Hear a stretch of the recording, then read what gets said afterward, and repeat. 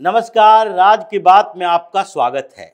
बार और बेंच के बीच अगर अच्छा तालमेल हो तो कोर्ट की प्रोसीडिंग अच्छी होती है। ठीक उसी तरह जैसे लोकतंत्र में अगर सत्ता पक्ष और विपक्ष ये दोनों की भूमिका सकारात्मक हो तो संसद को बेहतर तरीके से चलाया जा सकता है। लेकिन दोनों के बीच अगर नकारात्मक संबंध हो, जब एक दूसरे के खिलाफ जबरदस्ती के आरोप प्रत्यारोप हो, तो भी संसद की प्रक्रिया बाधित ही होती रहेगी, जैसे अभी हो रही है। उसी तरीके से अगर तालमेल के नाम पर बार और बेंच के बीच सिटिंग हो जाए तो फिर कोर्ट, हायर जुडिशियरी में करप्शन तेजी से बढ़ने लगता है और आजकल ऐसा ही कुछ हो रहा है।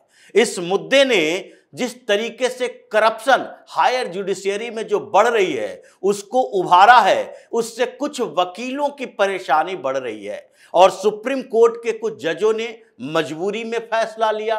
कॉलेजियम में बैठे 5 जजों को मजबूर होना पड़ा कि अब जो जुडिशियरी न्यायपालिका की शाख दांव पे लगी है, जजों की शाख दांव पे लगी है, तो ऐसे में हमें कोई ना कोई ऐसा काम करना पड़ेगा जिससे लोग थोड़ा विश्वास कर सके। लेकिन इस बीच कुछ वकीलों को ज्यादा तकलीफ हो रही है क्योंकि यह मामला छोटा मोटा नहीं है। यह मामला न्यायपालिका की निष्पक्षता, स्वतंत्रता की है और साथ ही यह मामला न्यायपालिका के भ्रष्टाचार का भी है। तो जो वकील ईमानदारी से काम करते रहे हैं उनको इस मामले में न्यायपालिका को क्लीन करने के लिए, साफ सुथरा बनाने के लिए एक मुद्दा मिल गया है। लेकिन जो लोग बेईमानी, दलाली के नाम पर सुप्रीम कोर्ट, हाई कोर्ट में सेटिंग करके करोड़ों अरबों की संपत्ति जमा किए हैं, जो वकील इसी सेटिंग के आधार पर मंत्री बने हैं, जो राज्यसभा में इसी आधार पर जाते हैं कि पॉलिटिकल पार्टियों, उनके नेताओं के ऊपर जो भ्रष्टाचार के केस चल रहे हैं उसमें हमारी जरूरत पड़ेगी, क्योंकि किसी हाई कोर्ट में जाकर, सुप्रीम कोर्ट में जाकर उनको जमानत दिलवाना, उनके मुद्दे को खींचना ये जरूरी हो जाता है ताकि उनके राजनीतिक कैरियर बची रहे। और ऐसे ही वकीलों में एक है कपिल सिब्बल, जो जज कैश कांड में फंसे हुए नजर आ रहे हैं। उन्होंने बौखलाहट में ऐसी बात कर दी कि चारों तरफ से हंगामा चल रहा है और हंगामा इस बात के लिए भी है कि वो अभी सुप्रीम कोर्ट बार एसोसिएशन के प्रेसिडेंट हैं। ये इस उम्र में सुप्रीम कोर्ट बार एसोसिएशन के प्रेसिडेंट बने हैं। चुनाव लड़ा, सेटिंग ऐसी कि पूरी व्यवस्था को इसने हिलाकर रख दिया सुप्रीम कोर्ट के अंदर। जब चुनाव हो रहा था बार एसोसिएशन का तो सबसे पहले भारतीय जनता पार्टी को टारगेट किया और टारगेट करने के कारण हुआ ये कि भारतीय जनता पार्टी का जो वकीलों का संगठन था उसमें से पार्टी के लेवल पर उन्हें बेहतर तरीके से डिफेंड नहीं किया गया। यहां तक कि बार एसोसिएशन के चुनाव में भारतीय जनता पार्टी ने हाथ खड़े कर दिए और दूसरी तरफ कांग्रेस, विपक्षी पार्टी के जितने पार्टी के समर्थक वकील थे उन लोगों ने कपिल सिब्बल के इर्द गिर्द बैटिंग की, उनके इर्द गिर्द इकट्ठा हुए और इस उम्र में सिब्बल फिर से सुप्रीम कोर्ट बार एसोसिएशन के प्रेसिडेंट बन गए। लेकिन इस जज कैश कांड में उन्होंने जो बातें कही है कि सुप्रीम कोर्ट के इंटरनल प्रोब के जो आदेश थे उसकी रिपोर्ट सार्वजनिक करना, ये एक ऐसे खतरनाक मिसाल पेश कर रहा है जिससे सुप्रीम कोर्ट की अथॉरिटी, हाई कोर्ट की अथॉरिटी कमजोर हो जाएगी। यही उन्होंने कहा कि हमें लोगों के सामने नहीं झुकना, हमें सरकार के सामने नहीं झुकना। एक जुडिशियरी के लिए बहुत घटिया दिन रहा जब जज यशवंत वर्मा, जो कि जिनके घर से कैश बरामद हुए, जले फटे नोट बरामद हुए, उस मामले में सुप्रीम कोर्ट ने कुछ ज्यादा ही इनिशिएटिव ले लिया। सुप्रीम कोर्ट के पास वो वीडियो मिले थे, सुप्रीम कोर्ट ने इंक्वायरी करने की कोशिश की शुरुआती दौर में और उसके बाद वो वीडियो उन्होंने दिल्ली पुलिस के कमिश्नर के पास भेज दिया, जिसके बाद वो सार्वजनिक हो गई। ये सही नहीं था। अभी जबकि जस्टिस यशवंत वर्मा के ऊपर सिर्फ आरोप लगे हैं।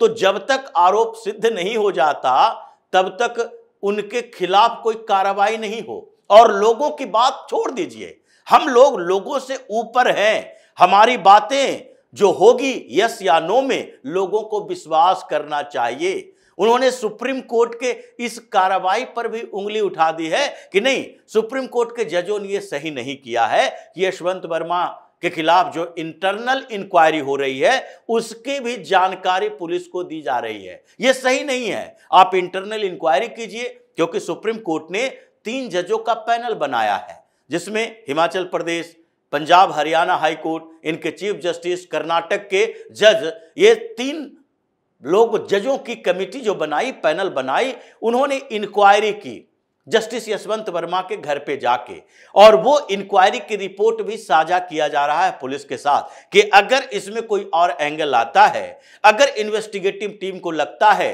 कि नहीं ये आरोप है जो आगे जांच के लिए है, तो उसमें कुछ और इनिशिएटिव लिया जाएगा। ऐसे सुप्रीम कोर्ट के जज मजबूरी में ये कर रहे हैं, क्योंकि इसी मामले में एफआईआर के लिए जब सुप्रीम कोर्ट में सुनवाई हुई तो उस समय तो ये लोग पूरी तरह से एफआईआर के खिलाफ चले गए।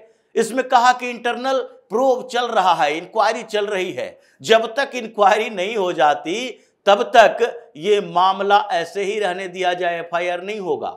ये मामला ऐसे ही रह ही जाता है, क्योंकि अभी एक फैसला आया, निर्मल यादव का मामला चल रहा था और उस मामले में 15 लाख कैश जज के घर पर देने की बात थी, लेकिन 17 साल तक ये इंक्वायरी चलती रही। सीबीआई तक ये मामला पहुंचते पहुंचते समय लग गया था, लेकिन क्या हुआ, बाद में इंक्वायरी ढाक के 3 पात सीबीआई के स्पेशल कोर्ट ने उनको बाइज्जत बरी कर दिया, जबकि उनके दरवाजे पर वो 15 लाख की डिलीवरी हो रही थी। लेकिन फिर भी इंक्वायरी जैसे तैसे हो गई। क्यों? क्योंकि इसमें बाद में चेंज किए गए सबूत, गवाह बदले गए, एक वकील लाया गया, उसमें कहा गया हमने वो पैसा किसी तीसरे आदमी को भिजवाया था, ये वकीलों के बीच की बात थी, और इसलिए इंक्वायरी ही डाइवर्ट हो गया, क्योंकि वो मिसमैच करने की बात कही जाने लगी कि नाम में कंफ्यूजन हो गया, उसी नाम के दूसरे एक वकील के पास पैसा भेजना था। तो ये सारी स्थितियां होती है वकील और जजों के बीच। इसलिए कपिल सिब्बल कह रहे हैं कि चीफ जस्टिस संजीव खन्ना को अगर इस मामले में कुछ आगे कार्रवाई करनी थी तो उन्हें bar association, supreme court bar association से बातचीत करनी चाहिए थी और उसके बाद कोई कार्रवाई करनी चाहिए थी। आनन फानन में जो किया गया है, इससे सरकार को एक मौका मिल गया है। किस बात का मौका? कि जुडिशियरी में जो करप्शन है उसको खत्म करने के लिए इनिशिएटिव लिया जाना चाहिए। कैबिनेट में इस बात की चर्चा चल रही है, वाइस प्रेसिडेंट भी बात कर रहे हैं, सरकार के अलग अलग मशीनरी में भी बात हो रही है, कानून मंत्री भी ये सवाल उठा रहे हैं कि करप्शन पर कुछ न कुछ तो करना चाहिए। हायर जुडिशियरी में करप्शन हो रहा है और उसके लिए पहले अपॉइंटमेंट पर ध्यान देना चाहिए, क्योंकि अपॉइंटमेंट में भी बड़े करप्शन हैं, ये वैचारिक करप्शन है, ये भाई भतीजावाद है। अगर सुप्रीम कोर्ट और हाई कोर्ट में जजों को गिनना शुरू करें, अभी जो 749 जज हैं सारे हाई कोर्ट मिला के, 34 जज हैं सुप्रीम कोर्ट में, अगर 783 जज हैं तो उनमें अगर काउंटिंग करना शुरू करें, उनके बैकग्राउंड को देखें तो इसमें 70-80% जज ऐसे होंगे जो सेकंड थर्ड जनरेशन के जज या वकील के परिवार से हैं।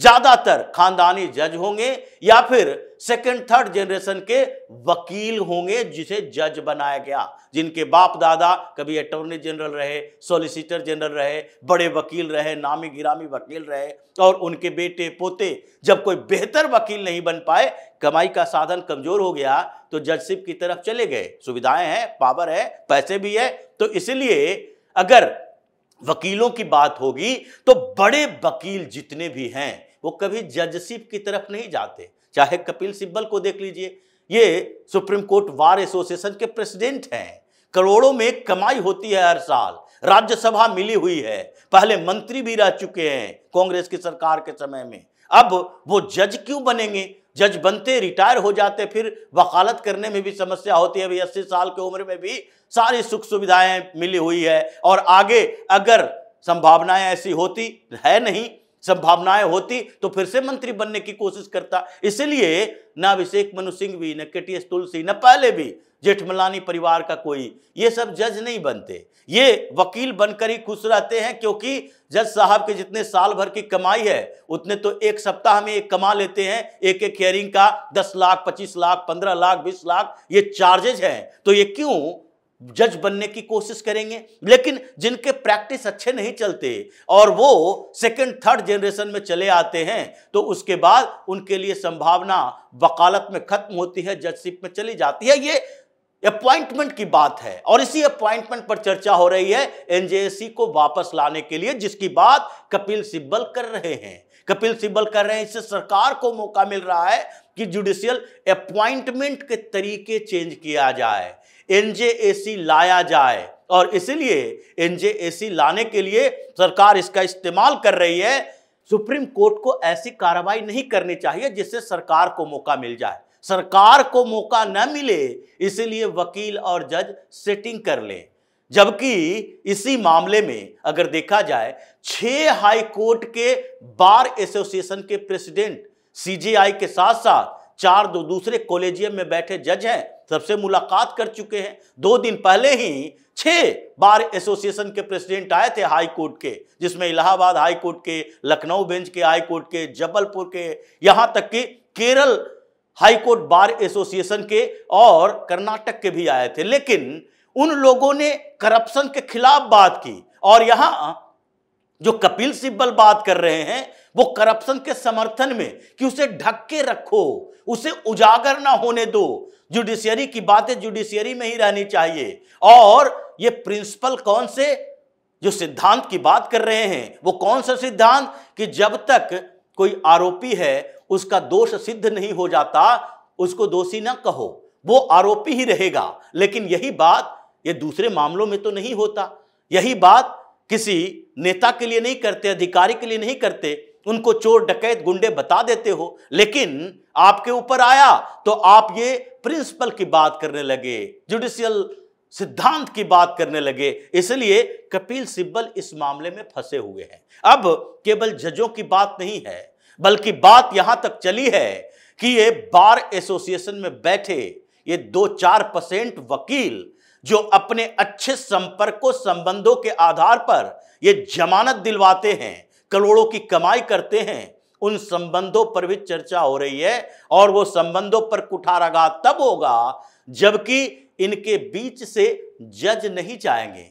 ये नेशनल जुडिशियल अपॉइंटमेंट कमीशन फिर से वापस होगा। इसलिए चर्चा कमजोर नहीं हुई है, बल्कि जस्टिस यशवंत वर्मा कैश कांड ने पूरे जुडिशियरी को हिला दिया है। सुप्रीम कोर्ट में बेचैनी इस बात को लेकर है कि कब कौन सा फैसला इस समय आ जाए, सरकार की तरफ से कैबिनेट की मंजूरी मिल जाए, जिससे कि हमारे सारे वर्चस्व कमजोर हो जाए, वर्चस्व कम हो जाए, और फिर जुडिशियल सिस्टम में जो टोटल जुडिशियल रिफॉर्म की बात चल रही है उसको हम भी रोक नहीं पाएंगे। तो इसी तरह की खबरों के साथ फिर से हाजिर होंगे, तब तक के लिए बने रहिए हमारे साथ और देते रहिए हमें सहयोग, ताकि इसी तरह की खबर हम आपके लाते रहें। धन्यवाद।